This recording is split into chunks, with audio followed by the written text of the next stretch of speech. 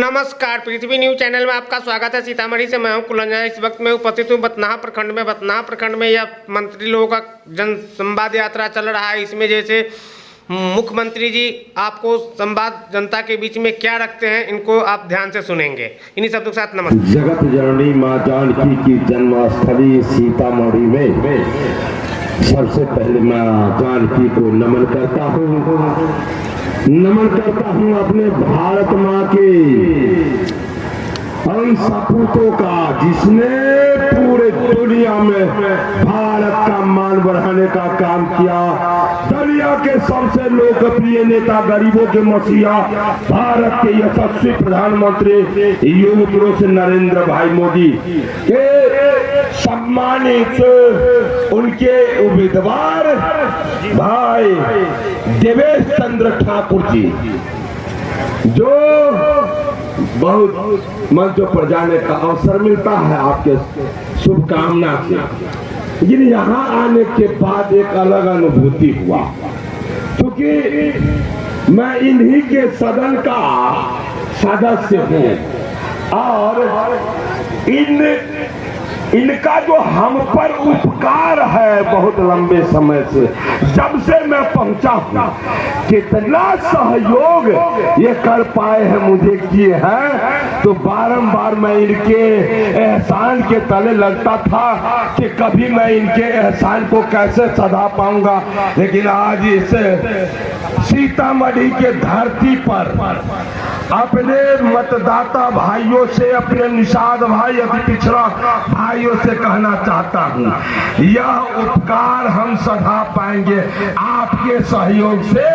इन्हें अधिक से अधिक वोट दिलाकर जब भेजेंगे तो लगेगा कि मेरा उपकार, जो हम पर ही उपकार किए थे, वो हम सधाने में सफल हो पाए हैं। ऐसे हमारे आदरणीय देवेश चंद्र ठाकुर जी, राम आधार महतो जी, भाई श्रीमती गायत्री देवी जी जो विधायक परिहार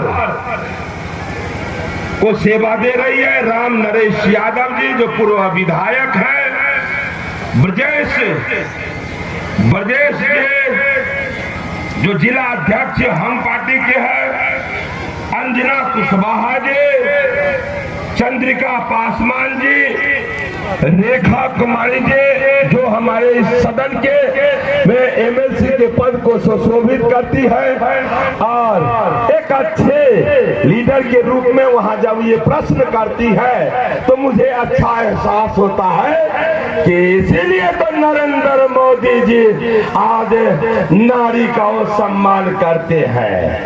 आज वो सम्मान करते हैं तो आज बेटी डॉक्टर, मास्टर, कलेक्टर, जहाज नहीं फाइटर जहाज चलाती है। जब इनको देखता हूँ सदन में प्रश्न बेहतर ढंग से करते हुए तो बड़ा ही अच्छा गौरव महसूस होते रहता है। रेखा गुप्ता जी उपस्थित, आशुतोष शंकर सिंह जी, गोपाल महतो जी उपस्थित, हमारे एनडीए के जनप्रतिनिधिगण, पदाधिकारीगण और अपने क्षेत्र, अपने बिहार, अपने देश का मंगल कामना के लिए यहाँ उपस्थित सभी विद्वतजन को मैं हरी सानी शीश झुकाकर चंदन वंदन और अभिनंदन करता हूँ। बंधुवर, एक विषय स्मरण होता है कि जब गांव के चौपाल में जाता और सबसे बुजुर्ग से जब पूछता हूँ कि चाचा एक बात ईमानदारी पूर्वक अपने कलेजे पे हाथ करके अपने इष्ट देव को स्मरण करके बताइए कि नरेंद्र मोदी जी के कार्यकाल में जितने गरीब के लिए योजना बना उतना योजना आज तक किसी के कार्यकाल में बना क्या? जवाब वो कैसे देते हैं? हम पूछते हैं एक आदमी से, एक अभिभावक से, तो वहां बैठे जितने गार्जियन रहते हैं वो जवाब का कैसे देते हैं? नहीं बाबू नहीं, ऐसा तो कभी नहीं देखे जो नरेंद्र मोदी के कार्यकाल में देखे। हाथ से भी कहते हैं नहीं, गर्दन भी हिलाते हैं, पूरा देह हिलाते हैं, और जुबान से भी कहते हैं नहीं। ये बात सिर्फ आपके यहाँ नहीं, बिहार में नहीं, ये नजारा तो पूरा दुनिया में है। ये परिस्थिति किसने उत्पन्न किया? इन लोगों को अपने नेता पर इतना अटूट विश्वास हो गया। ये तो दुनिया के सबसे लोकप्रिय नेता, गरीबों के मसीहा, भारत के यशस्वी प्रधानमंत्री युग पुरुष नरेंद्र मोदी जी, जो आज जनता के बीच जितना विश्वास हासिल किए, उसका नतीजा है कि हर लोगों में नरेंद्र मोदी के प्रति विश्वास जगा है। लेकिन हमारे ही समाज के एक भाई है जो कहते हैं कि भाई, देखिए एक बात समझ में आता है कि हम बोलते रहते हैं कि जब हम लोग बहुत छोटे थे ना तो हल्ला होता था रात में कि लका सुना आया, सब अपन बच्चा को मतलब घर में रखता था। काहे कि लकड़ी सुहा के बच्चा को बोरा में कस के उठा के ले जाता था। हमारे उम्र के जितने लोग होंगे सब इस बात से अवगत होंगे। लकड़ सुना का हल्ला होता था। क्या था लकड़ सुहा? अब भी कौन है लकड़ सुहा? कुछ कुर्सी पकड़ लोग, उनको लगता है कि मैं तो पूरा जीवन, मेरा पूरा परिवार, पूरे जीवन जात पात करके मैं राजनीति किया हूँ, काम तो किया नहीं हूँ। तो जब चुनाव की बारी आती है तो क्या कहते हैं? सावधान हो जाइए, भारतीय जनता पार्टी की सरकार बनेगी तो आरक्षण समाप्त कर दिया जाएगा, संविधान खतरे में आ जाएगा।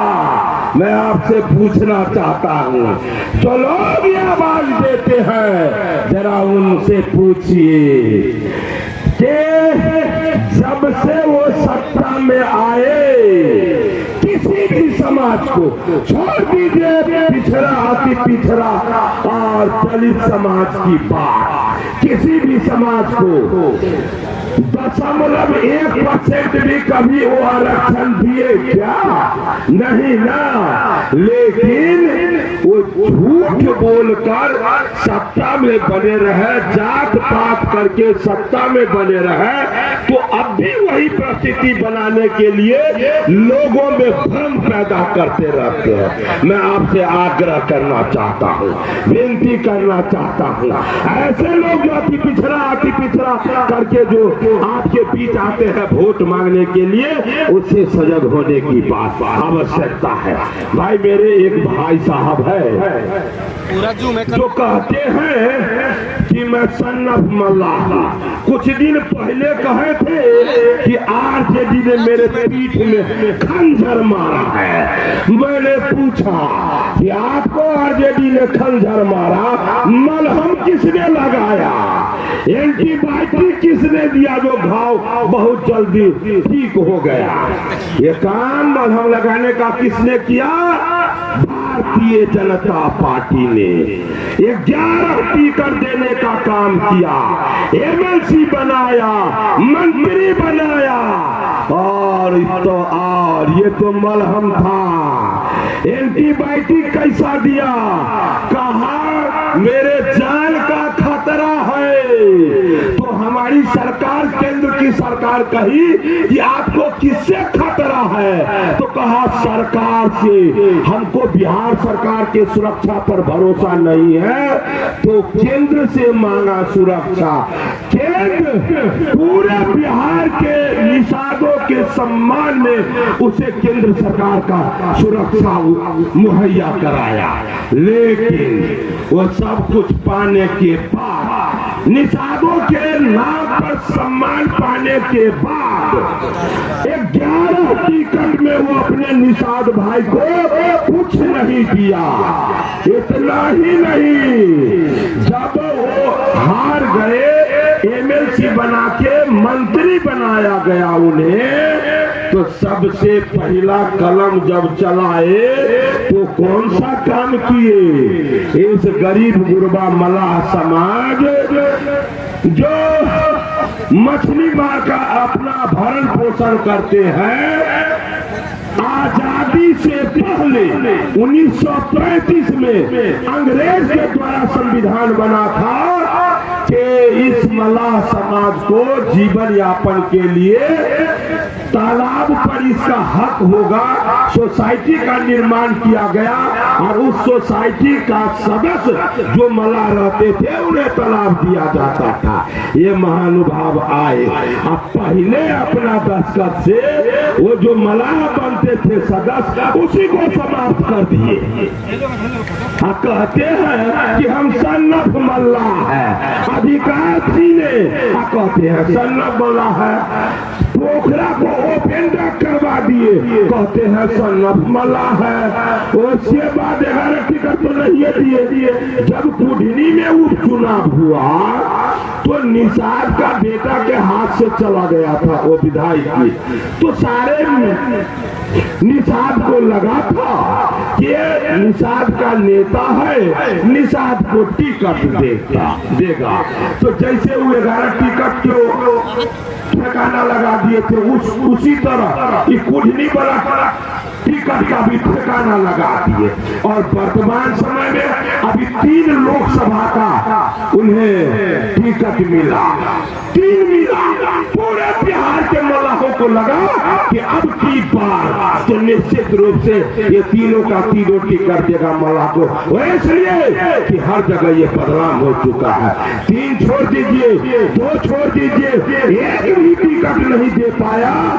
ऐसे लीडर के प्रति लोगों का विश्वास कैसे जगेगा? और आपके सामने यदि वो कहे कि मैं सन्नफ मल्लाह हूं, तो आप उसे पूछिए कि आप अपने आप को यह बोलकर जताते क्या है। यदि अपने समाज को यदि आप लाभ नहीं पहुंचाते हैं तो बोलते क्यों है? लाभ किसने पहुंचाया? लाभ किसने पहुंचाया? आजादी के बाद कांग्रेस सत्ता में रही।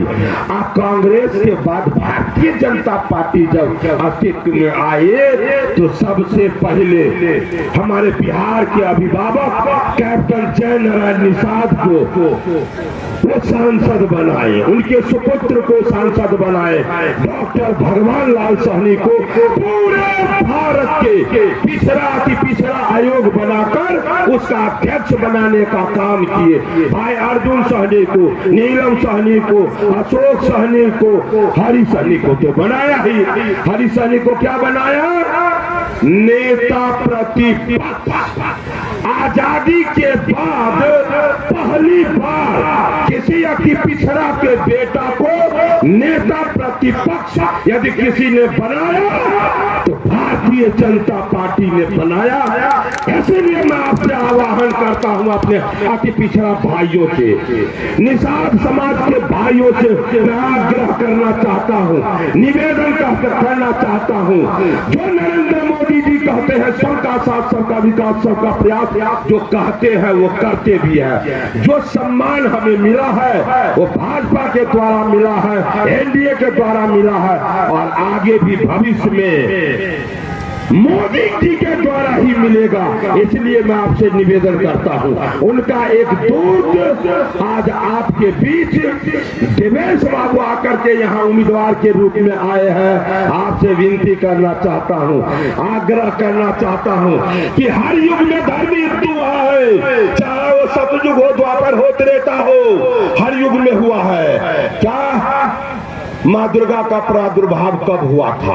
जब दुराचारियों का धृष्टता चरम सीमा पर आ गया था। फिर राम आए, कृष्ण आए, सब धर्म युद्ध लड़े हैं।